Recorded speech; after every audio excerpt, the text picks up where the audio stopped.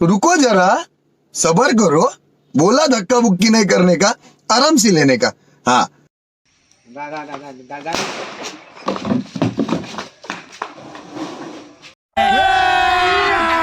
अभी मजा आएगा ना भिड़ो.